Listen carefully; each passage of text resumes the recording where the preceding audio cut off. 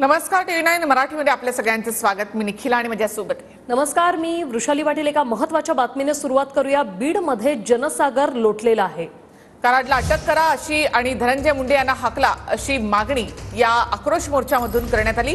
बीडमध्ये या आक्रोश मोर्चामध्ये सर्वपक्षीय नेते देखील सहभागी झाले होते। या सर्वपक्षीय नेत्यांनी धनंजय मुंडे यांच्यावरच निशाणा साधलाय।